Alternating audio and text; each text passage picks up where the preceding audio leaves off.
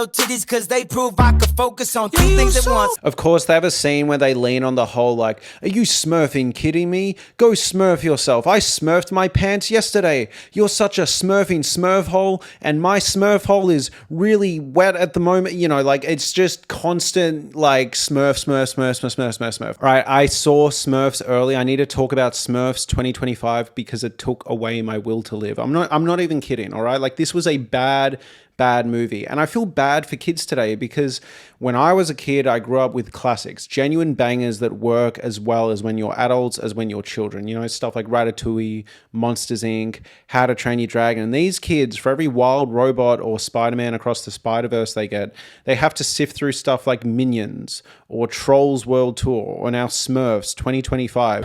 DJ Khaled! Yeah, baby, I come first. Or should I say, Rihanna is Smurfette. Seemingly, this is the big title of the movie, all right? Pretending this isn't just another Smurfs reboot, because all the marketing here is banking on the fact that Rihanna is Smurfette, not Rihanna as Smurfette. Rihanna is Smurfette. She's been taken hostage and seemingly transformed into this little blue Smurfette lady. And I'm going to be completely honest.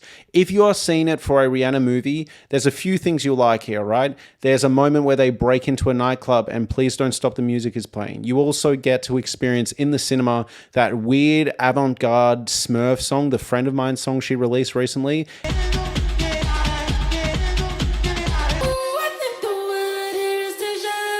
And for some reason, they don't play the music video in the actual movie. So it's actually just over the closing credits. But if you're a massive Rihanna head, I guess you might like that. All right, brief intermission because I still don't know what happened here. They play that music video I just showed you, the really uncanny one where it's almost lip sync to the song, but not quite. They play it in the movie, but not to the Rihanna Friend of Mine song. They do it to a different generic dance song, and they're kind of half lip syncing, like even worse than in that music video. So I think they kind of shot this sequence not knowing if they were going to use the Rihanna song in the movie or not. So that's why the music video feels kind of strange. But when you see the movie, watching it, knowing that the Rihanna song isn't there anymore, it's very clear they've like tried to repurpose the mouths for this new song. So like group chants aren't chanting. It's genuinely, it feels horrific and uncanny and strange, and I hate it. It's really bad in the movie and it's slightly better in the music video, but not quite. So yeah, they use this footage without the Rihanna song. Bizarre. The big thing here for me is though, she sticks out like a sore thumb in the cast list because she's actually doing a good job acting. We gotta rescue Papa. All right, if this was a live action movie where she was acting, I would say she did a really good job. But her voice sticks out like a sore thumb. I can't really explain it better than that, all right? A lot of the other characters are full of whimsy and acting kind of like childlike. It's hard to get a gauge of what their age is in these movies or whether they're meant to be teenagers or young kids. But it's kind of that like Chris Pratt vibe that Chris Pratt brought to like maybe the Lego movie, or even the vibe that Tom Holland would have as sort of a voice actor. Whereas Rihanna sounds like a woman, and she sounds like a woman who's over this shit and doesn't really want to be here, but she's delivering lines that are meant to be full of whimsy and wonder. And occasionally you run into this issue and it feels really, really strange. There's a moment towards the end of the movie where a shocking reveal happens. Oh no, we're in the dream dimension. And her response is simply, no. Like, I feel like that was meant to be no, but who am I to judge? On top of that, going into this movie, I feel like I got Bill Murray'd. Let me explain. So ages ago, Bill Murray has talked about the fact that he signed on to those god-awful Garfield movies, which he has talked about he regrets deeply. And the reason Bill Murray signed on to the Garfield movie is because he saw it was written by, I believe, Joel Cohen. And he thought that was one of the Coen brothers. So he was like, oh my God, the Coen brothers are separating and they've written this really smart, interesting Garfield movie. Sign me up. And then he very quickly realized that it was just some other guy who happened to be named Joel Cohen. This happened to me, all right? I saw in the posters, not only that Rihanna is Smurfette, but I also saw this was made by Chris Miller. And I went, oh my God, the same Chris Miller from Phil Lord and Chris Miller, the people that brought us Spider-Man Across the Spider-Verse and the Lego movie and wrote the 21 Jump Street movies. My God, this is going to be a really smart, subversive animated movie. And then it dawned on me after I bought the ticket, wait a second. And I looked at who this Chris Miller was, and he's the guy that brought us Shrek the Third. Objectively the worst Shrek movie. Guys, this is a rough movie. And the worst part is, for the first 15-20 minutes, there were occasionally things jumping out where I went, oh, okay, that's an interesting idea. For example, I really like the animation style here. It does feel like a bit of a lazy man's Into the Spider-Verse or Puss in Boots: The Last Wish, but there's some interesting animation stuff, and I appreciate, again, a big budget movie that sort of felt like somewhat harkening back to the time of traditional 2D animation. And then, what do you know, they can't help themselves. 20 minutes in, we have to go into the real world, even though the original Smurfs reboot movies we got like 10 years ago already did that. But not only do they go into the real world, they go into a post-2020 real world, right? So it's all green screen animated slop. They don't really interact with any actual humans. It's all clear extras in the background, or almost what feels like stock footage. The main characters that they deal with that are actually live action are 3 big fat French bulldogs, and that was the highlight of the movie for me as a French bulldog owner myself. But do you get what I mean? You can just feel, it's kind of like when in these new Spider-Man movies starring Tom Holland, he goes in the real city. You can feel that it's not a real tangible city. When the Smurfs go from this beautiful animated village to instead the real world, you can tell it's just in front of a green screen. All the people are out of focus. They don't have one fun scene where they interact with people, which you feel like should be the joy of them going into the real world if you're going to do it, minus this like club scene where it's clearly there's dancing club extras at the bottom. But again, they never interact with people. Instead, they interact with clearly CGI backgrounds that just have no sense of wonder or joy. And I'm not alone here, all right? So now I need to tell you about the Theatergoing Experience I had, because I wanted to see this early as possible so I could get this video done and then move on with my day, move on and recover and try and forge a better path in my life after seeing the Smurf. So I was keen to get this out of the way. And I had to go to a V Junior session. Now, V Junior is part of Village here in Australia, and it's made for kids, all right? And the guy literally turned to me and went, there's another one in an hour. You sure you don't want to do that? I went, no, sign me up, Buster. So, you can keep playing or go to the loo if you need to. We've turned down the volume a bit, so it's perfect for us kids. But we haven't forgotten about the adults. There's a drink cart with coffee and yummy snacks. So I went into V Junior, and turns out V Junior has like a slide. It has a 30-minute intermission. The movie will just randomly pause halfway through the movie so kids can like, you know, get their jitters out and throw stuff at each other. I hope everyone's enjoying the movie. Now is a great time to jump up and have a stretch. Feel free to have a quick play or go to the loo. There's, again, a slide. And what's funny is I've actually been in this theater before in a non-V Junior session. And it's so funny. I saw like a really dark horror movie quite late in its release. So I got dumped into a V Junior theater at like 10 p.m. at night. And it was a weird feeling watching this horrific movie with slides in the background. But yeah, the point here is I saw it with a bunch of kids who had permission to be loud. They were in a session where you could be loud. There was a trailer at the start. There was this advertisement at the start that had a kid talk about the fact that we built this theater so kids could have a really fun time. And these kids didn't laugh once. And that's the big thing. This movie kept going for really like big laughs, right? They had a Smurf that like made sound effects, and he would go like womp womp, and like no kid was laughing. It was dead. It was like going to see a bad stand-up comic on like open mic night. These kids were not like it at all. Let's get into the problems with this movie. The first one is it starts off on a bad foot. There's this opening song number that was in the trailer, and I thought it looked weird in the trailer, but it looks weird too. And I think they've done it so they can add any song.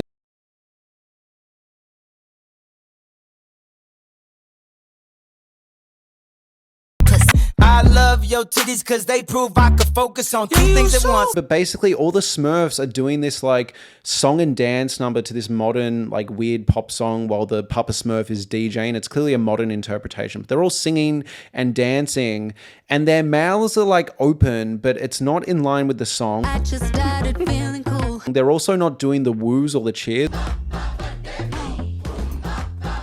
It's like you'd think it's a good opportunity when the song goes like, hey, hey, all the Smurfs would go, hey, hey, but they don't. They're just in the background with open mouths, and it genuinely feels like it was made so, yeah, the director could put any song over it in post. It's really bizarre. You'll need to see it to get what I'm saying, but they kind of have their mouths open and they're kind of moving, but not exactly in line with the words. It's just kind of like general singing vibes, and this carries on throughout the entire movie. There are so many moments where characters are even talking and it's not even remotely in sync. So the animation was clearly just lazy and rushed here, but I just think it's such a shame to have an opening song and dance number, a character played by Rihanna whose whole thing is that she can sing, and be so lazy about these song number presentations.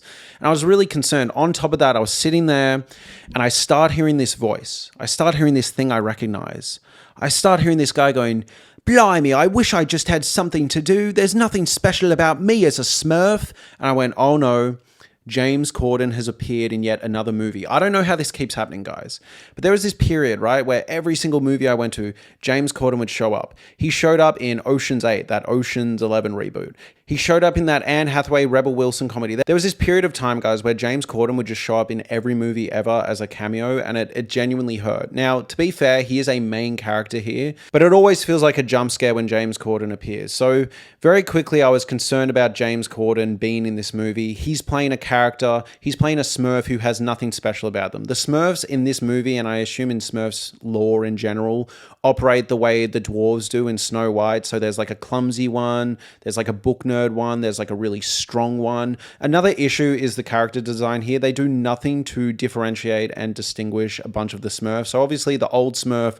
Smurfette stand out because one is the only woman, which raises so many questions in my brain. Like, it must be just an awful existence to be a notably hot Smurf amongst a bunch of horny incel men Smurfs that all look the same. It'd be terrifying, all right? It'd feel like a animated version of Alex Garland's Men. But aside from the Smurf with glasses, Smurfette with long hair, and the old Smurf, all of these characters look the same. Even the strong Smurf is barely fucking bigger than the other ones, all right? It looks like he's like 2 weeks into CrossFit. It isn't that impressive. This bugged me too. The song numbers are lazy, and now the character design and animation is lazy. Like, they literally go on a voyage into the real world at a certain point, and there are like 12 Smurf characters, and I could not tell you the difference between our main character Smurf, played by James Corden, whose whole thing is that he doesn't have a thing, and then the 10 other Smurfs that are meant to have a distinguishing, differentiating factor. Bizarre. On top of that, he gets magical powers like 4 minutes into the movie. So there's this whole arc about like, oh, I don't have anything special to me. And you think the whole movie is going to be about him finding his inner strength, or like, you know, eventually he'll find his thing. But like 5 minutes into the movie, he just kind of like claps his hands wrong, and now he has magical powers and can transport them to the real world. It's like, where are we going with this? But it's not all bad, guys, because even though I was reluctant about James Corden being in this movie, out of nowhere, there is this like fantastic original song, I think, in this Smurfs movie. James Corden starts singing about like, I have nothing special about me, or whatever it is.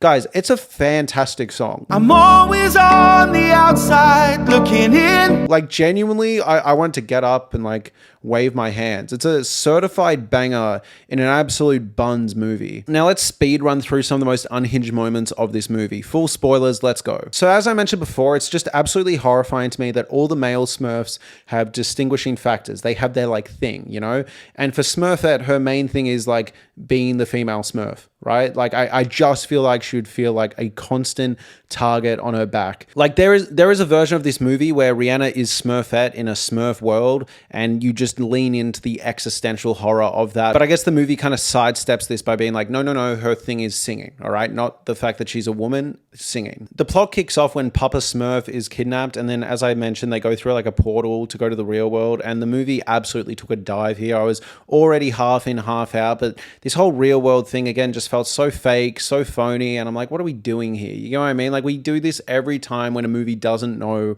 what to do. It's like, oh no, the Smurfs get real. But in this movie, they don't get real because the whole environment around them is clearly fake. There's a moment, spoilers again, when the Smurfs end up in Australia, all right? They end up in my home country. And, you know, my ears pricked up a little. I'm like, ooh, are we going to deal with some interesting creatures and creepy crawlies walking around? Of course, their version of Australia Australia is apparently we just live in an endless desert with nothing around us. It's always the go-to with Australia, but I'm like, whatever, fine. Basically what happens here is they interact with clearly CGI kangaroos and a clearly CGI Australian desert. It's pretty rough, but it leads to the most unhinged moment of the movie, which is when they have another song number, all right? And you have Smurfette with Rihanna's clearly out of place voice singing at James Corden's No Name Smurf. And while they're doing this, a kangaroo catches up to them, and in its pouch is a joey. And the joey starts also singing with the Smurfs. They perform a duet, a CGI joey, Rihanna as Smurfette, and James Corden as No Name Smurf. And it was the most horrifying thing I've seen in cinemas all year. Of course, they have a scene where they lean on the whole like, are you smurfing kidding me? Go smurf yourself. I smurfed my pants yesterday. You're such a smurfing smurf hole, and my smurf hole is really wet at the moment. You know, like it's just constant like smurf. Like I literally brain rot. And the kids weren't laughing. The adults weren't laughing. I found it borderline uncomfortable. Like they literally have an argument here that feels like it goes on for about 4 hours where it's like, are you smurfing with me? I don't smurf with anyone except myself. Sometimes I smurf-ditate. It's bizarre. I don't know what they were going for here. Make it stop. There's also a point where in the Smurf movie, they come across these things called snootapoots or something, which are basically just these fluffy gizmo-looking things, and just terrible character design. Clearly, like, you know when you can feel the producers being like, we need something that's going to sell toys. So like recently in Jurassic World Rebirth, that little baby Yoda dinosaur popped up, and in this, it's these things. You know, it's just such a weird conceptual detour that's clearly there. So we get home and we're like, ooh, how much for a little Funko Pop of these things? We also find out at one point, because the Smurf gang in the real world go back to the Snootapoot village or something, we find out that Papa Smurf actually clapped cheeks with the mummy Snootapoot or whatever. Like she makes some joke about like, wow, you like completely left me after what I thought was a magical night. And he's like, baby, we'll always have Paris. And then she's like, wow, you're so emotionally unavailable. Weird moment. I kind of want to see what that would look like, but I also don't. You know what I mean? Like I'm sitting there being like, how's that work? Could they have had a kid? Are they even made for that? Is Papa Smurf built that way? Like, what's going on here? On top of that, while I mention it, there's a lot of like therapy speak talk in this Smurfs movie, and there's a lot of therapy speak talk in general in a lot of movies. Like Thunderbolts was a recent example. Sometimes it's done well, sometimes it's not. But I'm finding it a bit exhausting for all these movies to constantly talk about like emotional validation and stress eating and like safe spaces. It's a bit bizarre in my Smurf movie that they're starting to talk about like, this is a really important moment of self-care. I'm just like, what's going on here? What are we doing? None of this is earned. Now, there is notably a rather impressive sequence towards the end where they start dimension hopping, right? The Smurfs go from like an 8-bit video game to an anime cartoon to like a drawn to life kind of hand-drawn section where they're fighting with the pencil and an eraser. And all of this is really neat, but it's built off the back of a movie that has had such lack of visual flair, such lack of inspiration, and clearly just a corporate cash grab that doesn't care about its child or young audience or even families going to see it. Like, this is not made with artistic integrity. And it's such a shame when you get to the ending point here where it starts taking big swings. It's like, why was the rest of the movie so soulless, unfunny, and just clearly a product of such a lack of care and effort, you know? Like where'd this come from? Then there's a moment at the end where finally they say, kindness always wins. Let's unite in Smurftitude. I'm like, what? And then the movie closes out with all the Smurfs going back to Smurfland and singing a bizarre auto-tune version of Ooh Baby, Heaven is a Place on Earth. I make heaven a place on earth. I don't know what to tell you guys. We didn't get a great song number for that new avant-garde Rihanna track that she came out of retirement for, all right? Rihanna hasn't released a song or new music in 3 years, and then she uses this unbelievable sample that she showed off in the Super Bowl performance she did for this bizarre Smurf song that isn't even used in the movie. We don't even get a song number because, again, they're too lazy to animate any of these song numbers or even animate the Smurfs talking properly at any point. So the movie just awkwardly ends out of nowhere while the Rihanna song plays, and then you get this bizarre end credits sequence. Guys, this movie was not good. Do not see it. 3 out of 10, 1.5 out of 5. It's a bad movie. If you enjoyed this video though, please consider getting a membership to this channel. I talk about everything I watch, both shows and movies, in a fortnightly podcast. It's really great to have members, recommend things, and I've really been enjoying it. So if you're interested in that, please consider getting a membership to this channel. Thank you so much for watching, everyone, and have a lovely day.